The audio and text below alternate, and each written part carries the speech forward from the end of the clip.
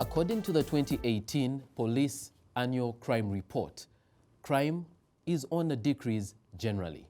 However, when you look at sexual-related crimes for 2018 and 2017, those are on an increase.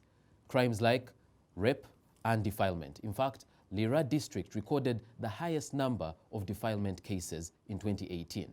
Mbale had the highest cases of rape in 2018, which begs the question, why are sexual crimes on the increase, yet the rest of the crimes are on a decrease? This is Face the Citizens. You're welcome to the show. My name is Iguma Gabriel. To have that discussion with us, we have representing the police, Commissioner of Police, Namutebi Hadija. She is a Commissioner for Community Policing Department. Welcome to the show. Thank you very much, and I'm glad to be here. All right. Next to the Commissioner, the Honorable Angeline Osege. She is the woman member of Parliament for Soroti District. Welcome to the show. Thank you so much, and I'm glad to be here, and I hope that we can be able to communicate. All right. And finally, we have Susan Achen. She is Legal and Program Officer, Women's Rights and Access to Justice at the Uganda Women's Network, commonly referred to as UONET. Welcome to the show. Thank you. Thank you very much. All right. Commissioner, let's begin with you. In 2018, when we compare with 2017, crime generally reduced, but sexual crime increased in 2018. Do we know the reason for this trend of, increased cases of sexual crime reported? Thank you very much, Moderator Gabriel, and thank you very much the participants on this program. Sexually related cases are on the increase, but one of the causes we have always attributed it to is the issues of moral decadence in our society sexually, and also that the victims of these cases, majority of them are not empowered enough to resist them. And also the culture of people thinking that sexual related issues are not as serious crime as they may be. So people tend to take it like social relations, and that's how things escalate.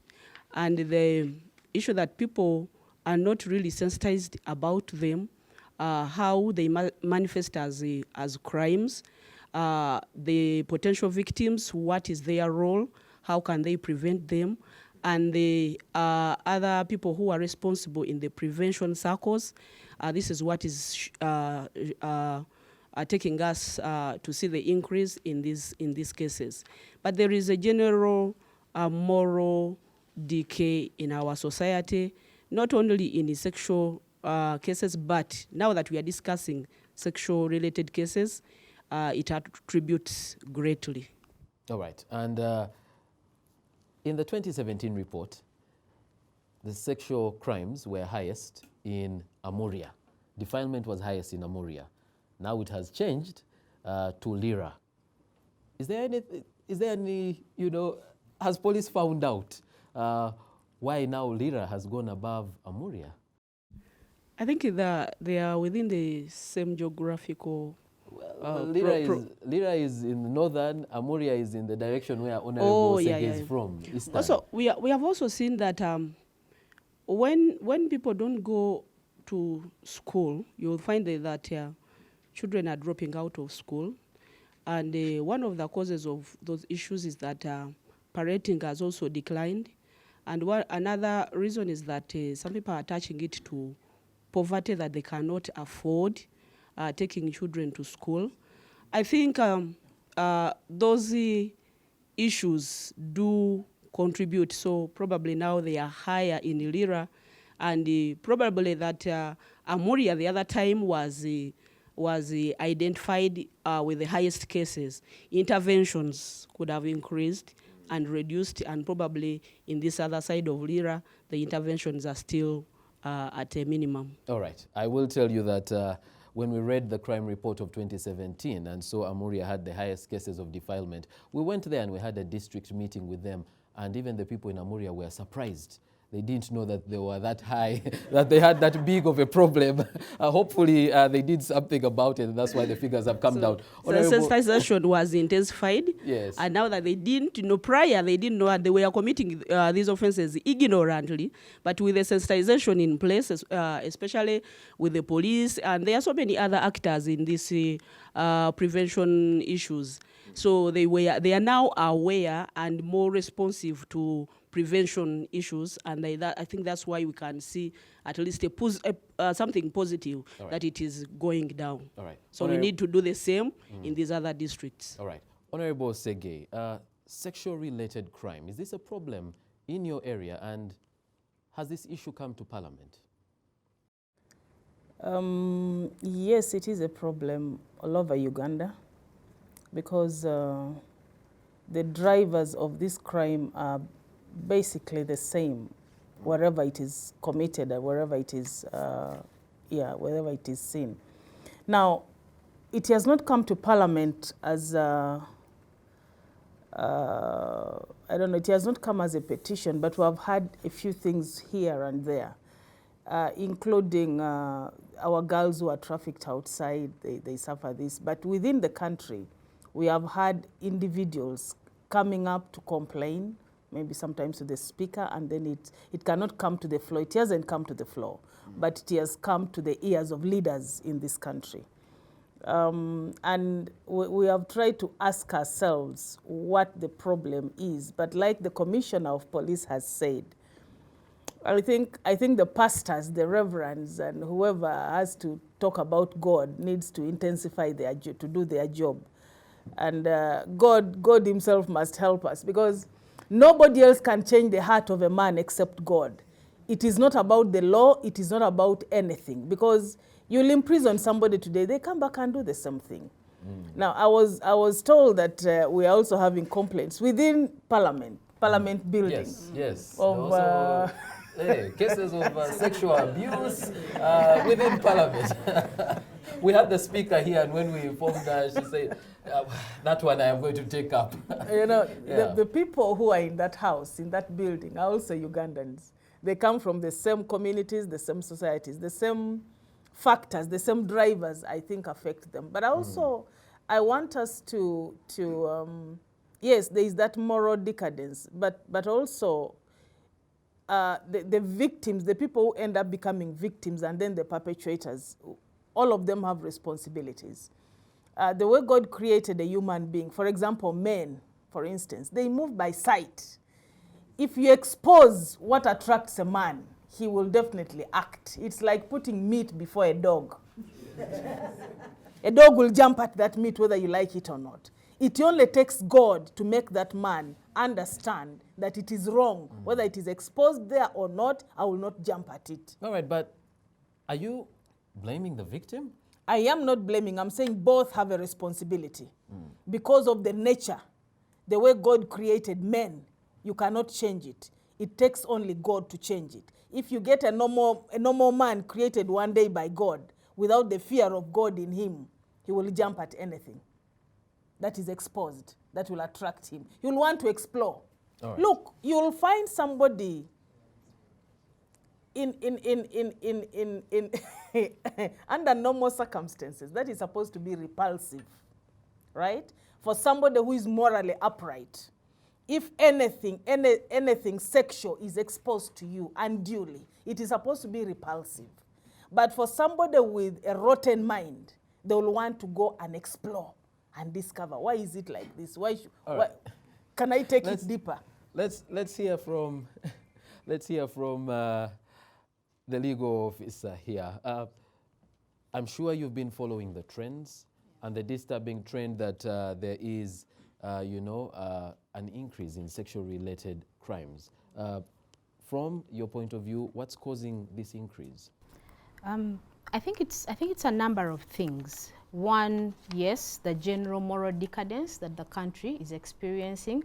That is in all sectors of crime. If you look at the police report, you'll see there's an increase across all sectors of crime. But I think there's also, particularly with sexual offenses, there's an over-sexualization of our society's values and norms, interests. If you look at the music, if you look at the way people dance, if you look at the way people relate, there are very many sexual undertones in a lot of what we do today. And these undertones sometimes have been extended into perceptions of how we dress. A way a person is dressed should not necessarily be sexualized. But like Honorable was saying, many times when people see a lady dressed a certain way, they assume, okay, this calls for some sexual behavior. And that is one of the drivers of sexual offenses. The other thing that is driving the incidence of sexual offenses high is the rate of poverty. The cost of living in the country is rising, and yet the population is not generally well placed to deal with that. If you speak to communities in rural areas, parents are marrying off their daughters early because they might not be able to keep them in school. They might not be able to provide. If you look at some of the informal business sectors, there is a lot of sexual activity going on behind the scenes. For example, in the hospitality industry, the little restaurants we have in markets, the transport sector. It may start as consensual, but it could also be because a person is only compelled, and they find at the end of the day they are in a violent situation. All right. Yeah. If you look at it legally, a lot of it has been attributed, at least on the panel, to, you know, moral decay and the way people dress. Legally, are these grounds for defense in relation to sexual crime? Because it looks like this is being used as, you know, and does it even appear as part of the causal or whatever? No, not at all, not at all. So why do you emphasize it when even the law doesn't take it into consideration? That is the perception that society has. You know, sexual offenses are rooted in gender norms. They are rooted in our beliefs. And some of these perceptions are because we believe that that is what it should be. You find that people blame the victim. And if you look at most of the interventions towards sexual-based violence, the preventive ones are targeted at the population that suffers it most. These are usually women and girls. And women and girls are told, don't dress this way, don't walk at night, don't do this, don't do this. So the interventions are centered on the victim at the expense of... And what I'm saying is this. Yes. Even if the victim goes ahead and dresses in a way that is inviting to another, or dresses in a way that we consider decent. Yes. Are we saying that where there are people dressed decently, there are no cases of sexual abuse? Dress does not drive sexual abuse. It's a choice that a person makes to go ahead and commit that crime. So dress should not be the reason why a crime occurs. The point I'm trying to make is that most of the interventions towards prevention are centered around the victim. Okay. If you hear the protocols given out, you'll be told, do not walk at night, do not dress a certain way. But where is the responsibility for whomever is a potential perpetrator? Okay. Who are the victims of sexual crime? Majority of the victims of the sexual-related cases are females and children. And children. And children. Like the statistics show that the topmost case in 2018 was defilement. And we are all aware that defilement is sex with an underage. So out of, I think, over 15,000 cases were reported as cases of defilement. And you'll find that the majority were young girls, and about 200 were boys. When we come to adults, majority of the victims are women. And these things are muted primarily because of our gender relations and the way how the society has constructed the relationships. There is a belief that men are supposed to be superior, controlling, powerful, and the women are supposed to be subordinate, inferior, submitting. And this root from our cultures, the way society has put it, from religion, and this is where I think those who feel they are powerful, they want to subdue the women. There are very minimal cases where male are victims, but these cases also happen and against men. All right, let's take a break, and when we come back from the break, we will be hearing from the audience. But stay tuned to Face the Citizens.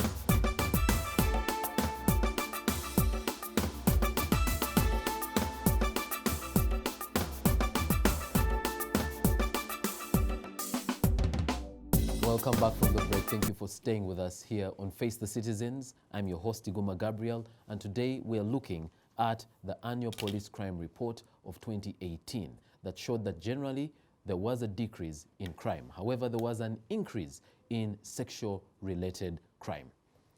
We already have a question from the audience, but very quickly, my panel, Commissioner of Police, Commissioner Namutebi Hadija, she is Commissioner for Community Policing, the Honorable Osege Angeline Soroti, District Woman Member of Parliament, and Susan Achen, Legal and Program Officer, Women's Rights and Access to Justice from UONET. And then we have an eager audience seated with us here at the Wizards Auditorium.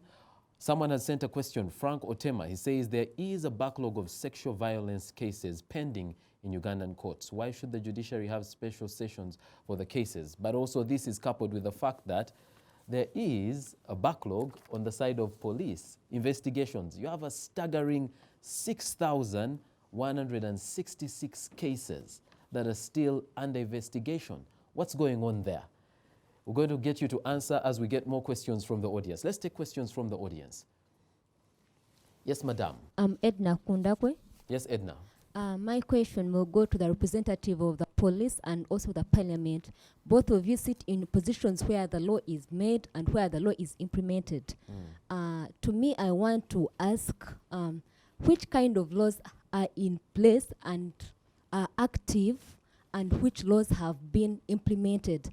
And in case there is an evidence on some case that happened, on a sexual violence case that has happened and there is success, please let us know, because we've not seen any success. All right. Thank you, Edna. My name is Naya Sam from Makerere. My question goes to the commissioner. Some allegations point out to poverty as being one of the drivers of sexual offense. So how do you handle the parents who force their daughters to marry at a younger age? Because it can be the case that he may be supposed to. All right. Nanyan's Brenda, Chambogo University. Yes, Brenda. Mine is a bit of a suggestion. Possibly they already say an idle mind is a devil's workshop. And in most cases, if at all men are unemployed, meaning they're into very many things, that is using drugs or having very many weird minds.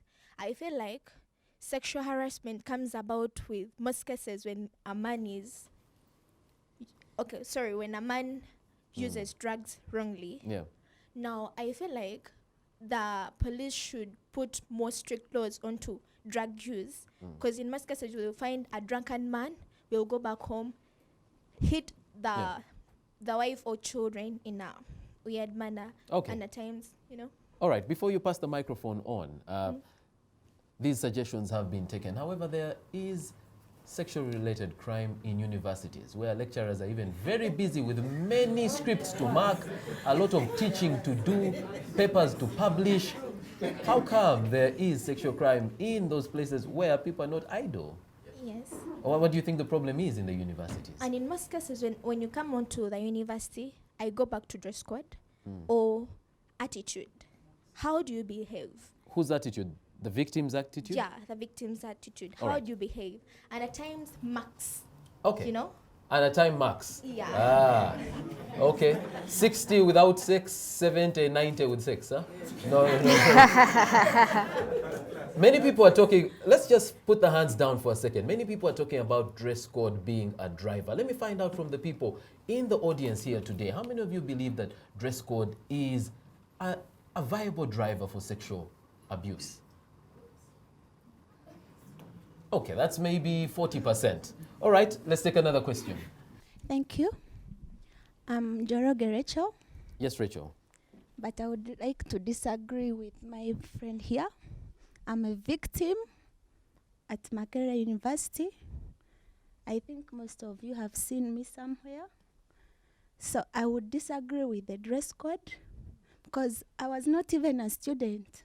By the time I was sexually harassed, my photos moved around. The Kenyan girl, here I am. So it's not about the dress code because I was not a student. I just went to certify my documents and I was sexually harassed.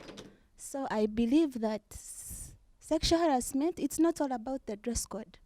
But the people inside the university like Makerere, I think they are the ones who don't know how to control themselves. All right. And most girls are suffering inside there. Thank right. you. After Njoroge's submission, let me ask again. How many of us believe that dress code is a driver for sexual abuse? Okay, the numbers have... we have the same number of people. All right, let's go. Let's take more questions. But thank you very much for being here. And thank you very much for actually contributing to this discussion. Yes, sir. Thank you so much. I'm Okeny from Makerere University. Yes, Oken. Yeah, my question goes to the commissioner. Most of these cases, as we say, they're in the villages, in the rural areas. How far are you following these cases? Because you may find in the village people are just exchanging. Maybe you give me a cow, then we shall just silence the issue. Yep. So how are you following these issues up to the rural area? Thank you. All right, thank you very much. Let's have responses to those questions. Commissioner, it seems today they came ready for you. First of all, thank you very much for the feedback and for the questions. Also, partly you may see an increase. Sometimes is also on the level of trust, which people now are put in police and they report. But we are also aware that most of these cases go unreported due to the nature of sensitivity around them. I'm happy that Rachel can stand here and she testified to what happened to her. There are very, very few people who can come out and they say that I was raped or I was sexually harassed in such and such a form. So probably the increase also can result from now people being aware and empowered to come and report these cases. Okay, so that's the increase police. in the reported cases, right? It can lead also to an increase, but also we are not underrating that there also could be an increase in the commission of the crime. Edina was asking which kind of laws are we using to handle these sexual cases. One, Uganda, we have so many laws. Honorable tell us every day on the floor there is a new law trying to come on board. But so far now, some of the laws we are using, one is the Penal Code Act. This one has been in place, and it addresses cases of sexuality, like rape, defilement, and it was amended long time ago. Defilement used only they used to consider only girl child, but at least it was amended and considers now even in the boys. So we have the Female Genital Mutilation Act of 2010. We have the Domestic Violence Act 2010. We have the Children's Act. We have the Employment Act, the National Council for Children. All these are, and the other laws in place. All right. And also the government, I think, came up with a national gender policy in 2017. All right. Before you leave the issue of the laws, let's put it to Honorable Osege, because as a member of parliament, one of their roles is to make laws. And I will point out that when we had the town hall engagement in Amuria district, one of the things that everyone ended up agreeing on was the fact that whereas the laws are there, number one, it doesn't seem like the laws are followed. And number two, they don't feel like the laws are punitive enough that people, after a short while, are back with them in the community. Yeah, that is partly true, but also the law to punish somebody, it's supposed to be corrective. Now, that's why I think that it's not just a one-off. It is not one driver that will make somebody do whatever they are going to do in terms of committing these sexual crimes. There are many things, a combination of a number of things. Now, just the law, the level of strength of the law being able to punish or to deter is not enough. Because I have told you there are some things, it's not just about the law. There are many things. It's a combination of things. But when you talk about the law is strong enough. But sometimes during implementation, there are weaknesses. You talk about corruption. Somebody is taken to police or taken to court and they bribe their way out. Or even the parents themselves go and agree because of poverty. They say, this is a girl after all, just give me a cow and I will drink milk, and you get away with it. Yes, and what I'm saying is this, Parliament is aware of this. Parliament makes laws. What are you doing to ensure that even those loopholes, you know, are tied up so that we have a reduction in sexual abuse, so that people are safe? You know, it doesn't matter how stringent we make the law. I was just thinking here, when you look at the Muslim communities, do you hear the same stories? Yes. Same stories of defilement? Yes. I think they are minimal. They are minimal. Now, when you relate, there is child marriage, yes, but when it comes to sexual offenses, because child marriage is acceptable in that society to some extent. But when it comes to sexual violence, where somebody just jumps on someone, I'm sorry to be crude, it's minimal. So when you look at the Muslim community, what are the characteristics? Their dressing is different, but also the Sharia law is very strong. So when you talk about the law, yes, we will make the law. We have made the laws. The laws are there. It doesn't matter how strong they are. There are certain things that will make the law not effective. I have talked about reporting a case and then somebody bribes their way out. I have talked about compromise by the people who are supposed to be even victims themselves. Okay. They will convince the victim, accept something. You don't have school fees, let them give you some money. You go and get treatment and go back to school. So there are many things. All right. It's a combination of things. Susan? Yes. We've got a question here from Wilmot Development Foundation, and really it's in relation to the fact that poverty is a huge driver, and there's been a lot of sensitization. What more can be done to deal with that issue? You know, interventions to address violence of any form need to be approached from a multi-sectoral and a multi-level perspective.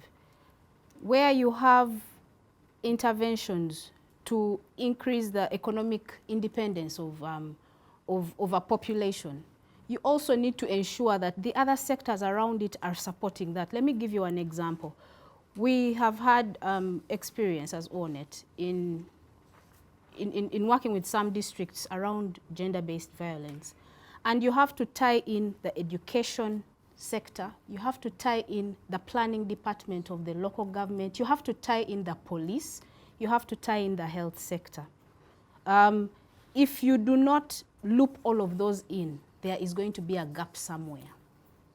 And that is why it is very difficult sometimes to address matters of sexual violence. Yeah. All right. But on the issue of the cases, from the research you've done, from the interventions you have, especially in the upcountry places, is police doing their part? I have experience of being a primary implementer. I worked in Busoga region for 3 years, and I must commend the officers at that level.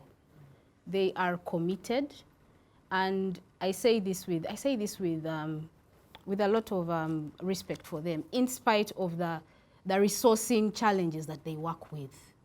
When you go to the police station, you are very likely to get support at that level. One of the things that we were able to do was to strengthen mechanisms within the district for coordination, to loop in all the actors that are responding to violence of any sort. In particular with sexual-related violence, we were supporting the link between the sexual gender-based violence desk at the police and the health facility. Because when a survivor, we call them survivors, other people call them victims. When a survivor comes to report a case and they run to the police station, they need to quickly go to the health facility and get the medical check, because that is what supports evidence. That is what supports prosecution. There was a question about why are perpetrators still walking around. If the investigation from the get-go does not obtain the necessary evidence, then cases are going to continue looking unresolved. Okay. We need to take a break at this point. However, she ended on the point of evidence. When we come back from the break, we will talk more about this whole issue of evidence, because it is important in cases of sexual abuse. Let's go for a break. We will continue the discussion after the break.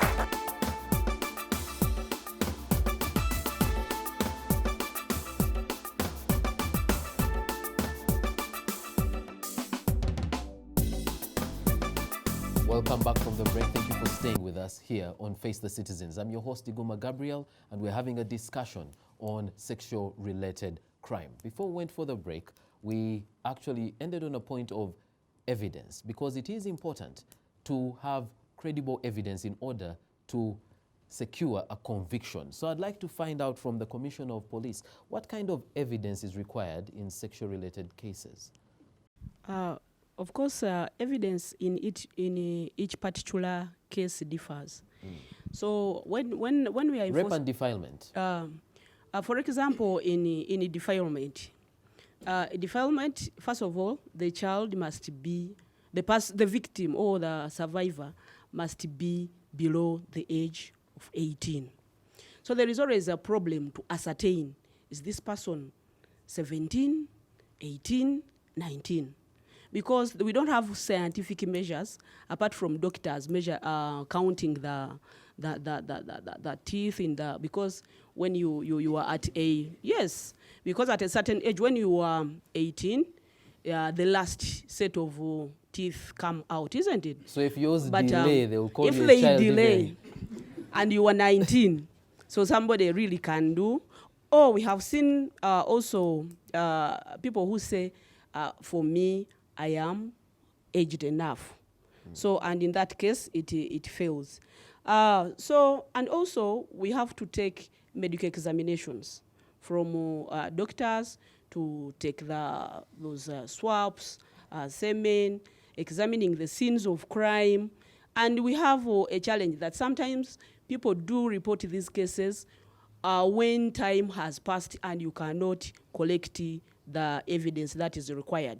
For example, in a case of rape, it will require that they examine the woman and get those swabs. If she has taken about 3 days, she has already bathed.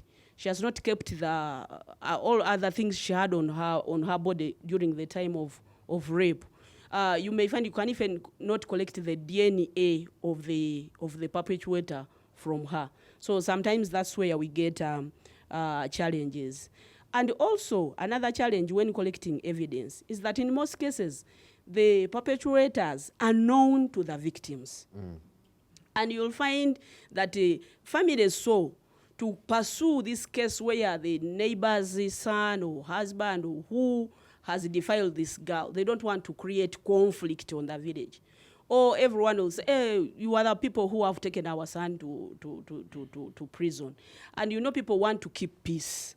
So you find that we really get, and even those who have come out, you'll find that they have withdrawn. Even at a certain stage when you are proceeding well, they withdraw. And once you don't have these witnesses to be taken to court, and you cannot force them to go to go to court. So you find we get a lot of frustration All right. around there. Very quickly, so that we can really give guidance, so that people know what they need to do if they are abused. The police commissioner has mentioned, you know, they need evidence. But now we're looking at a person who has been raped. And now the person, they require to examine the person. We're telling the person, don't move anything, don't bathe, come and report immediately. How do you get people to do those things when they really feel at that point you've been violated? Yes, violence of any sort is very humiliating, it's very dehumanizing, and getting people to report such incidences takes constant, it's really about constant education.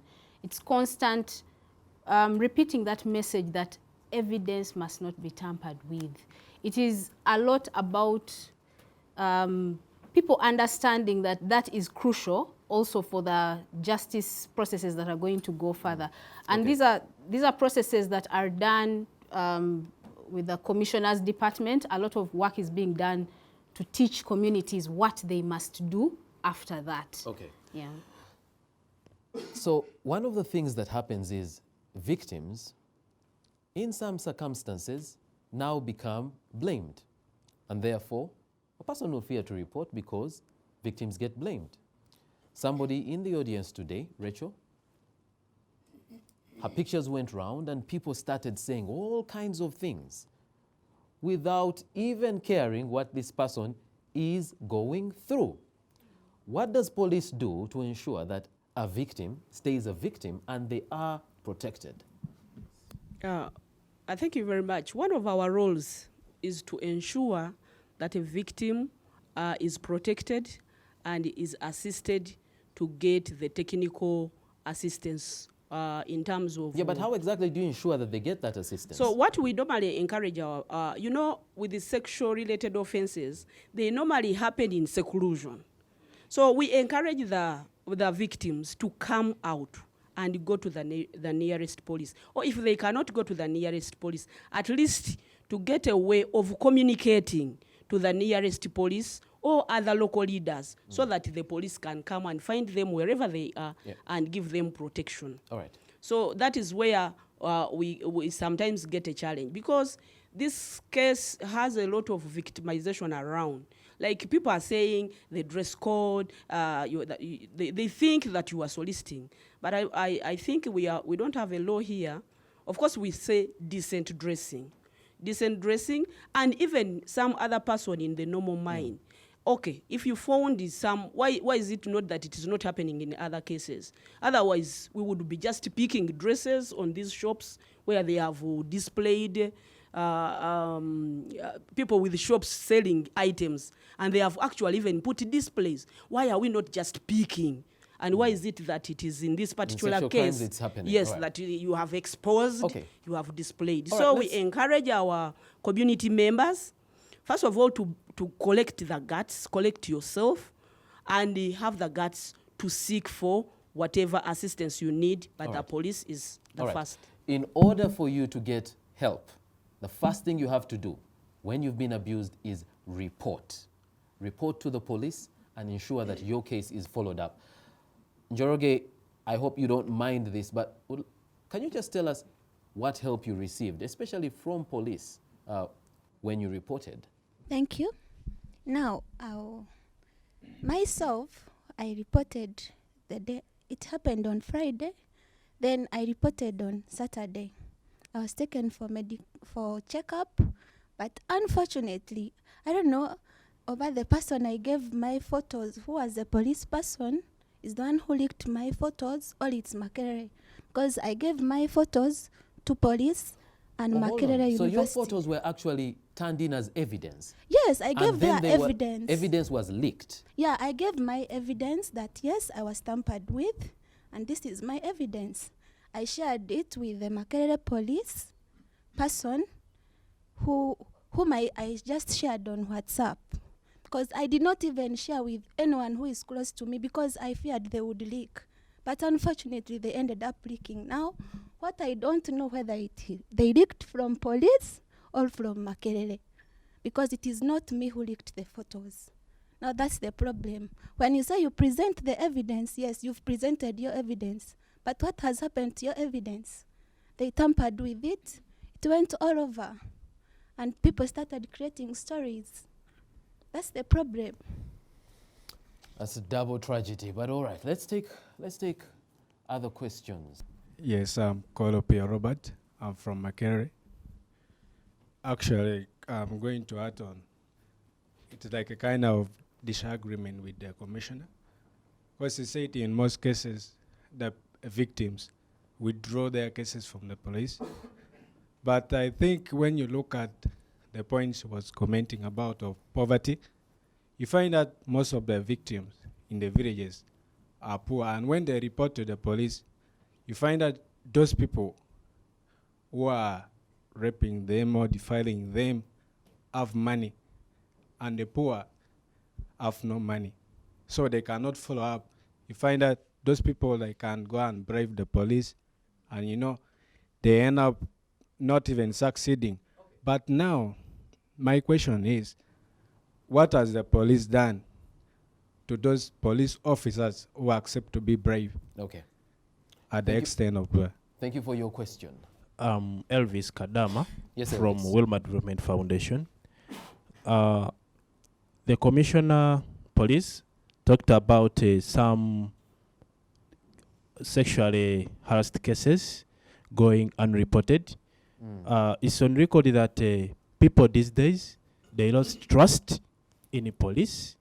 And if something happens, especially in rural areas, you find that someone fears to go to police because they have to incur a lot of costs such that their case can be worked upon. All right. So on that matter, or on that point, what police is planning to do such that people, they regain trust in police? All right, there's a gentleman behind you. Okay, thank you very much. I'm called Henry Wakasero from Chambogo. Yes, Henry. Yeah, and then the commissioner and the honorable said there are laws that have been put in place. But simply in Uganda, I'm sorry to say this, but maybe the laws are vague. Actually, they are not doing what they are meant to be done. What they should do. Because today a case is reported. 2 days the culprit is moving up with the heads high like nothing. He has done nothing. Like that sister there, that sister of ours, she has a case, the photos are linked, but the culprit is out, feeling free. That is the Uganda of nowadays. Money has swapped away the laws that would work. I'm Peace Comfort Namgosha from March, India. Yes, please. I don't know what's happening in police nowadays, because when you take a case, they seem to look at it like as something easy, because there is some 6-year aged kid I took. She was raped at around... Defiled, actually. She was defiled at around 6:30. So when I took the kid, the police, they're like, just go back with her and sleep. You'll bring her in the morning. I was like, I've just met her bleeding, and the guy is there keeping the gate. He's an askari. They're like, like the whole village will be against you. Just take the kid. I also left the kid at the police, and the next day, Commissioner is wondering what... It was in March India, Lumala.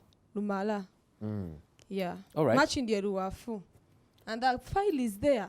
The culprit is outside. Okay. Thank you very much for those comments. I know there are many others, but we're out of time, so we have to bring this to a close. I will start with you, Susan, and please suggest a way forward. One of the most important things that I would like to see towards the management of sexual violence is education of our communities. For the community, first and foremost, to know that sexual violence is not about the way a person dresses. Without even going into specifics, how would we explain 90-year-olds who get raped? How would we explain 2-year-olds who get defiled? You know, it is an attitude. The other thing that I would like for us to do is to look at our statistics. If you all have a chance to read the police annual report, it should be able to open your mind up to the questions of how are we handling sexual violence? What are our statistics showing? The statistics are showing that that very many cases are not being investigated. They are showing that many cases are being dismissed, those that proceed to court. They are also showing that the convictions are low. And what does that say about the capacity of all the justice, law and order sector actors to respond to sexual violence? The other thing that for me I would like to see is that we look at different statistics. We consider different statistics in the programming of around sexual violence. We have a Uganda Demographic Health Survey report, and we also have a police annual crime report. If you look at these two, they reveal very important things that are important for addressing, for preventing violence. For example, amongst the UDHS 2016 shows that sexual violence is highest among Pentecostals. What does that say? All right. We're out of time, so Honorable Osege. Yeah, thank you so much. I would just advise the perpetual victims to make sure that they protect themselves first. I think we're going to reach a time that we're going to train girls on self-defense. Martial arts. Maybe Walk not, with pepper spray. Some way of defending themselves and being able to detect who is about to lure you into something, because they end up in this because they're just lured into it. By the time they realize it is too late, they are defenseless, and then they end up becoming victims. Okay. But of course, we add that with sensitization. We'll continue sensitizing the people and strengthen the laws. All right. Make sure that prosecution is done to the conclusion. Commissioner of Police? Thank you very much. I think, first of all, fighting or managing this crime, sexual-related cases, is not the work of police alone. So we call upon everyone within your means to do support the police. Of course, there are issues of unprofessionalism, which have been also mentioned, and I'm not underrating it. It's part of the issues that is failing success of management of these cases. But whatever is within our means, as a victim, if there's something you can do to prevent yourself from becoming a victim or supporting another victim, let us do it. All right. Let us support the police, and those isolated cases, please report them. We have professional standards units, and also police, we have actually established a desk on sexually gender-based violence, children-related cases, and trafficking in persons. All right. All in the bid to ensure that this kind of crime are managed and handled. Are you going to follow up on the Machindia case? Please, out of here, you give me the references, and I'm going to follow it up with the Acting Commissioner, SGBV desk. All right. Thank you very much, our panelists. Thank you very much, our audience, for being part of the show. And you watching us at home, we're glad that you were able to be part of the show. Sexual violence, in whatever form, is a crime. Do not encourage it in any way. As long as you hear of any case of sexual violence, report it. And make sure that those that are tasked with bringing people to justice do their part. Thank you for being a part of the show today. Until next time, it's God bless you. Bye-bye.